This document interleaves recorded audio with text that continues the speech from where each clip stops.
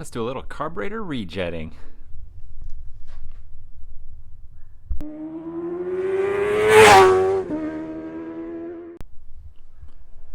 Hello my friends, and welcome to Tom's Tinkering and Adventures. Today we're going to be working on this Honda CRF150R. And I've never worked on one of these little motorcycles before. It's a little 4-stroke, about the size of the old 80, 85 class 2 strokes. I don't know who else makes like a 150 like this, but Honda came out with this one a while back, and I always thought they're pretty interesting, but never had a chance to work on one. Today, this one here, we are going to rejet the carburetor because it was purchased in Colorado, or purchased from someone who came from Colorado, and we are in San Diego, so the jetting is at too high of an altitude. So first thing we need to do is remove the carburetor. Now, having never worked on one of these bikes, I don't know how to get into the carburetor here. I think I may be able to squeeze it out without removing everything, but it's just silly, you know. Give yourself the room. It doesn't take long to get the panels off. So what we're going to do is we're going to take the seat off, which looks like it should just be this bolt and then one on the other side. And then we need to take the tank off, which I guess I'll get to that when I get the seat off. So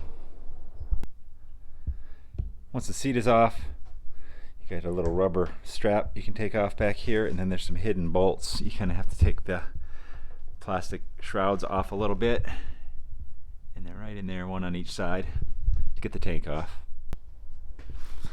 Now we got pretty good access to the carburetor, so just start, disconnect the air box on the back, the intake boot on the front.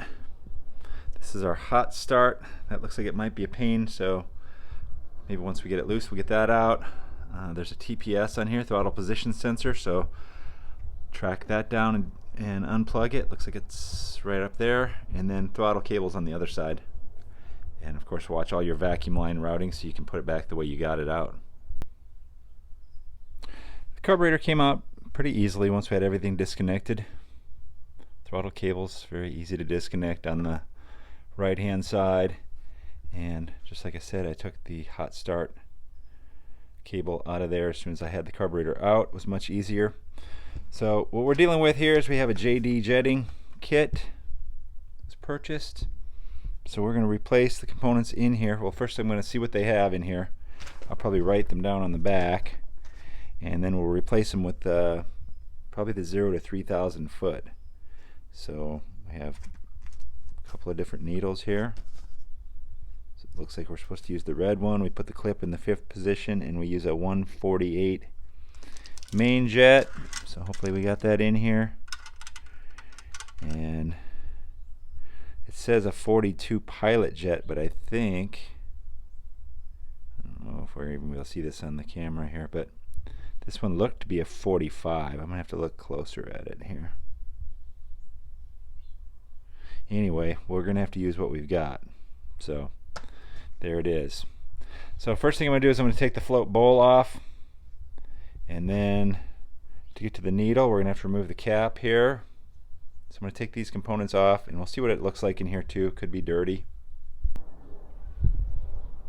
Alright, got the bowl off of here, and it looks really decent in here. Pretty clean. No complaints from me about that. I removed the original jets, and we have a 38 pilot jet and a 140. Yeah, you might even be able to see that one there. 140. So we're going to replace that with the 45 that came in this kit. I don't know why it says 42 here, but it even says here that we're supposed to get a 42, but we got a 45. So that's kind of unusual. But that's what we're going to put in it for now. If we have to change it, it's really not that difficult to get to this point. So put the 45 in, and we will go with the 148 main jet out of the assortment here, and then we'll button the bottom back up, and then we will see about doing the needle. On this particular carburetor, to get the needle out, you need a 8mm socket. Let me get you on the, there you go. Remove that item. and it all comes out. There we go.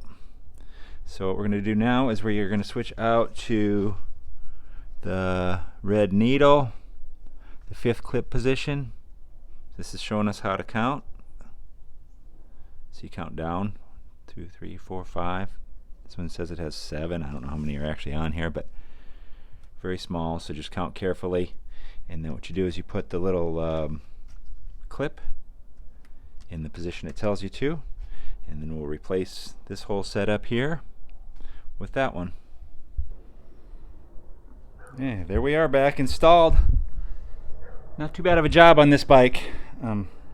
Anytime you got a regular tube frame motorcycle versus a aluminum frame, it's usually a lot easier. The newer aluminum spar frame bikes, the carburetor's a real bear to get out. Usually you have to take the subframe up, which, you know, I'm complaining a little bit. It's not that much more work, but you know, mechanics are a little bit lazy at times. So let me throw the tank and seat back on here, and we'll see if we get this thing to fire up. Alright, I got the fuel hooked up, and let's see how this thing goes.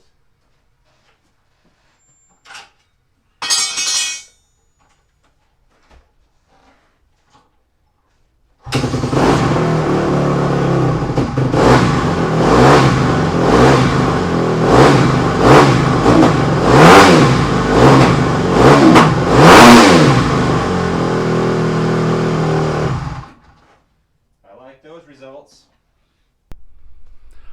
All right, well, that was a big improvement. You know, I tried to start this bike when I first got it in the garage, and I kicked it and kicked it and kicked it. It kind of started. It wouldn't run. I wouldn't accept any throttle input. So a little bit of a jetting change made a big difference, and it's very easy. So if you got a bike and you're operating it at different altitudes, like for me, let's say, I was just trying to think here. The desert, of course, it's sea level, so 0 to 1,000 maybe, but 100 miles away from here, there's 5,000 foot mountains. So I would have to do a jetting change if you have a carbureted bike. Now, if you have fuel injection, you ain't got to worry about it. So there's a big thumbs up right there for new technology. Speaking of thumbs up, if you're liking my content, give it a thumbs up and leave some comments down below. And if you're not already a subscriber, please consider doing so. Thank you very much for watching. Get out there and find your adventure. Adios.